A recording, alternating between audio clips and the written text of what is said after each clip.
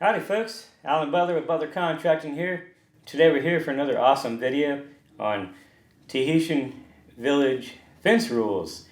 Now before we get started, if you could get down there and hit that like button, subscribe to our YouTube channel, and hit that alert or notification button. It's that little bell. It'll let you know whenever we upload awesome content so you can keep up to date with our latest and greatest information that's coming out. It would mean a world to us if you could do that. Helps us get more viewers and we can get in touch with you. We have awesome stuff to share.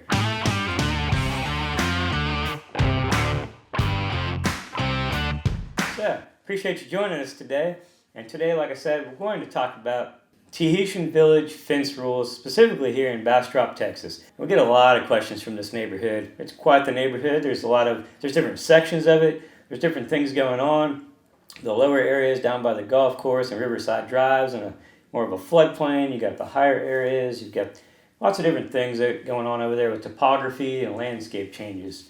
And one of the questions we commonly get asked is, what kind of fence can I build over here? What are the rules? I can't find anything online. I don't know who to call.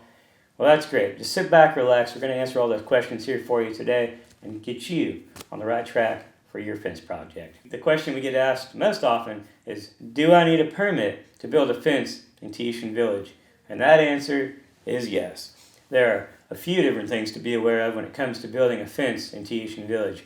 First and foremost, absolutely, regardless of where you live, you need to get a permit issued or a permit application submitted to the local ACC committee, the Architectural Control Committee within Tahitian Village. They're in charge of making sure that the type of fence you're building and where you want to put it and all those different rules and regulations and their bylaws are adhered to, and that your architectural committee approves and signs off on the project. Now, in addition to that, depending on where you live in Tahitian Village, there may be some other considerations when it comes to the city of Bastrop permitting. There are some areas of Tahitian Village that are within the city of Bastrop boundaries, and in that case, you would have to actually go to the city of Bastrop first, get a permit through the city of Bastrop to do your fence project. Once that fence project is approved through the city, then you would then go to the Architectural Control Committee for their approval. The Architectural Control Committee will not approve a fence project without first having the city of Bastrop sign off on it. Now, there's that gray area. Those are always fun, right? So there's an area between the city of Bastrop, city limits boundary, and where Tahitian Village is. There's this little thing called an ETJ on a map. What the heck is an ETJ? Well, I'm going to botch this, but I'm going to try it anyways. An extraterritorial jurisdiction. Basically, this is an area that is expanding. At some point down the road, city of Bastrop will likely annex this area and it will become the city of Bastrop. So in the meantime, the city actually has a jurisdiction to oversee and verify what kind of development and permitting is going on for projects in those areas. If you live in an ETJ, you still need to go through the city to get your project permitted and approved, and then go through the ACC to get your project approved. So if you live in the ETJ, but you don't live in the city of Bastrop, it doesn't mean you get to skip that step. Unfortunately, you still have to go through the proper process and the proper channels. And all this is an effort to make sure that down the road that things are being built currently to current industry standards and to current code.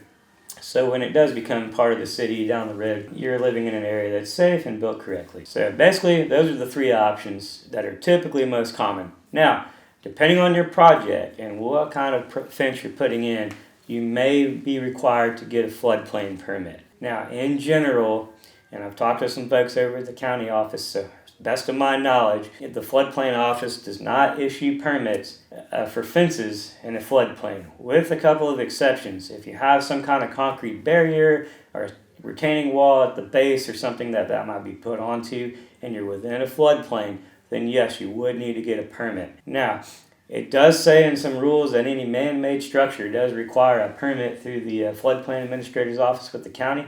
So I guess they're just kind of figuring out what makes sense for them to enforce and not to enforce. But it's from my understanding and going through different projects and going through the permitting process a few times, that unless it's got some kind of retaining or concrete barrier wall that's constructed with the fence on top of it, a floodplain permit is not required. So if you do have that situation, you better make sure you're talking to the county, the city, if you need to, and the Architectural Control Committee to get your project done. Number 2, approved types of materials that are approved by the ACC in Tahitian Village. So there are some things that are approved and not approved material-wise. For example, corrugated sheet metal style or metal style fences with metal panels are not an approved fence in Tahitian Village.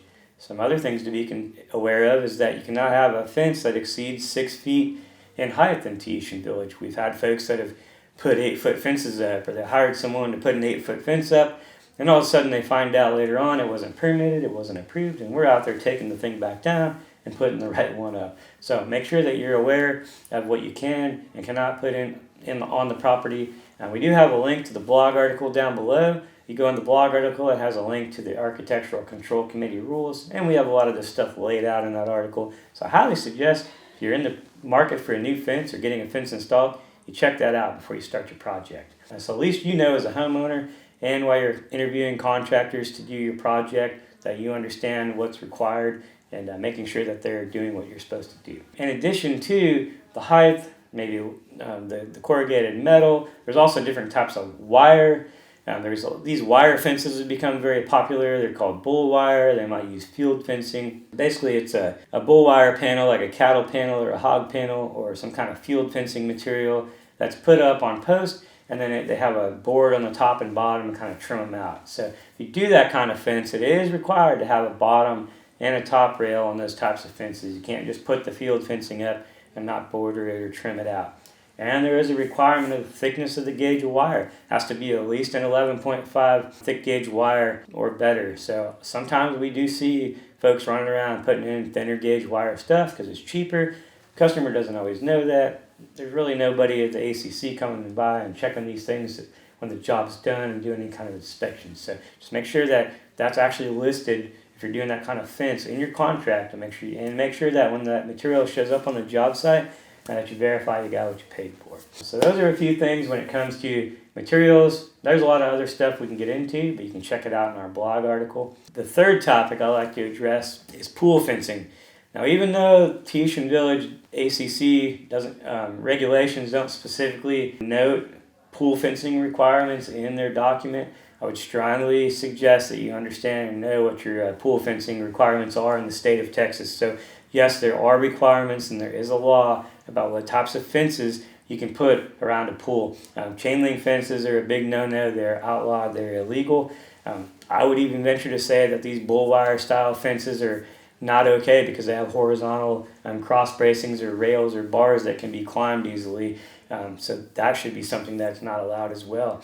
But basically, you typically need anything that's a 4-inch gap or less with vertical bars or a privacy fence, something that cannot be easily climbed. And there are regulations and rules about gates, the direction they swing, how far the hinges have to be off the ground.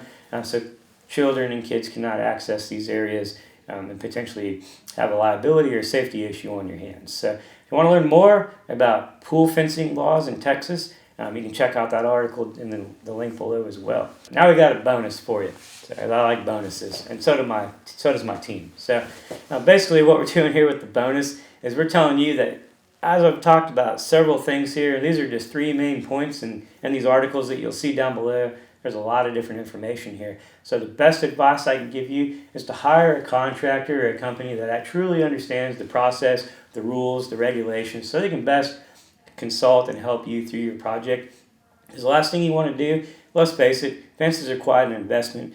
And when you get this project done and you figure out you've got to tear this thing down and redo it, or somebody did it wrong and you're out all this money, you're going to be pretty upset. So we don't want to have you make the wrong decision and waste your money or your time. We want to make sure you get the right information the first time, and you've heard it here from Butler Contracting. So if you need a fence or a fence project done, give us a call at 844-6-BUTLER, or you can visit our website at butler.contractors/fencing, and we'll see you on your next project. Have a good darn day.